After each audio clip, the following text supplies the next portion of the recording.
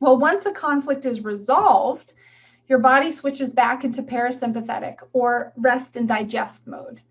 This is when you begin to feel tired and you feel more pain and you feel sick as your body begins to repair itself. It's like an internal construction zone happening. Now, this phase, the healing phase or the repair phase, it only begins once the conflict has resolved.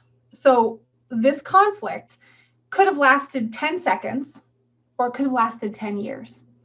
So it's perfectly reasonable to connect your current symptoms today to a conflict that originally happened in the long past. It might have even happened while you were in the womb. But recently, it was resolved in some way on a conscious level, which is why you shift from that conflict active phase into the resolution, healing, repair phase. This is why your symptoms may seem to come out of nowhere because the conflict is long past. And it can be why you have trouble understanding why you feel worse on some random day. But remember, every symptom has a biological purpose. So while they're inconvenient and uncomfortable and even life-threatening at times, they're also helpful and necessary as the body repairs itself after a conflict has been resolved. You're probably very familiar with some of these repair symptoms that you've likely experienced during your own flare-ups.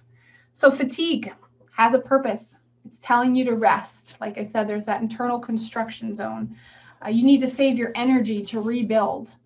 Fevers and inflammation increase blood flow to tissues, which is necessary for healing. Pain forces you to decrease the use of an affected area, right? Like you can't reconstruct it if you're still putting pressure on it. So pain says, put the leg up, put the arm up, stop using it. Swelling and edema are a sign that extra fluid with healing properties is collecting at the affected area. The body is designed to heal in a fluid state. That's the environment that's most conducive to healing. Headaches and dizziness, some of you mentioned this in your symptoms, are a sign that water and serous fluid are forced to the lesion in your brain to protect the tissue during healing. Because remember now, not only does the organ have to heal, but the location of your brain that had that ring formation, that needs to heal as well. Pus, discharge, and infections are signs that healthy bacteria and fungi are breaking down extra cells that are no longer needed after the conflict is resolved. So, does it make sense now why you can experience fatigue, pain, and anxiety even though you're doing everything right? You may very well be doing everything so right that you're resolving conflicts and your body finally feels safe to rest and to heal. This is why often we get sick or have uncomfortable repair symptoms when we are relaxed on the weekend or vacations.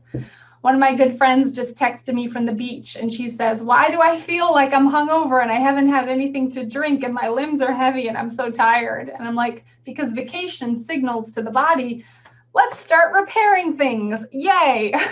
Not the best time to then enjoy your vacation.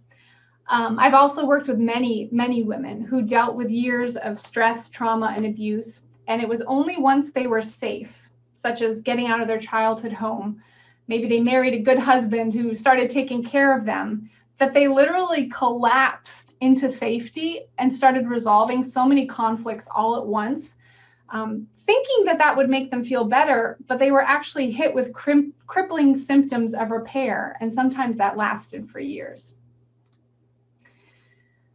So, it's not always possible to know which type of conflict you're experiencing while it's happening. You might know you feel stressed in general, but it's only once you hit the healing phase that the body speaks plainly and clearly about how it was perceiving that stress. If during the active phase of a death-fright conflict, your lungs grew extra cells, then they'll need to remove those cells during the healing phase. Bacteria like TB assist with breaking down these cells, which is why someone might develop an infectious pneumonia in the healing phase. If during the active phase of a powerlessness conflict, the lining of your thyroid ducts ulcerated, then they'll need to replace those cells during the healing phase. And these new growths could be diagnosed as thyroid cysts or nodules. And then finally, during the healing phase of tinnitus or tinnitus, there's an accumulation of fluid in the inner ear to assist with repair. Because of that fluid, there's a temporary hearing loss. And once the edema is expelled, hearing should slowly return to normal. With a hanging healing, however, meaning the conflict is never fully resolved, or in the case of a secondary self-devaluation conflict, which affects the small bones of the ear, permanent hearing loss could result.